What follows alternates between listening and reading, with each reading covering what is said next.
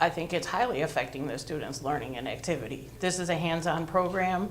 The students want to be in the shop, and they're giving bookwork to do and vocabulary and answering questions that they may or may not know. Miss Terrell, the auto body sub, is making the best of a tough situation. Junior Maxwell Almond is frustrated with all the bookwork. I feel like it's unnecessary. Like, we shouldn't have to do it given the fact that we've done pretty much half the book freshman year. Lack of hands-on instructions has discouraged students like Maxwell. This has not gone unnoticed by Miss Terrell. I've lost a number of students since the beginning of the school year. While some students have given up, many still have hope for Mr. Bartow. He hasn't been directly in contact with me. He's emailed Franna and Ms. Poe with the assignments to give the students, which is bookwork.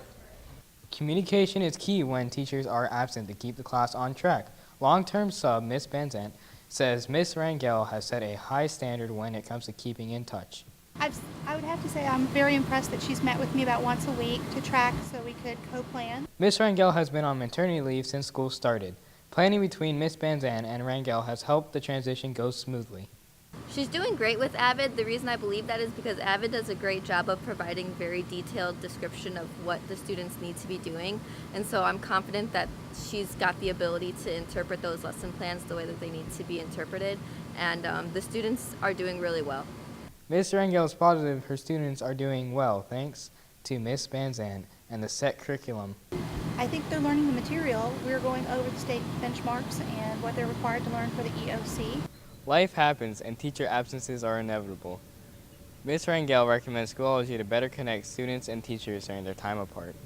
The best way I like to communicate with my students is through Schoology. So for any teachers that are not utilizing Schoology, I would say that the best way to keep in contact with your students if you're going to be gone is through Schoology or email.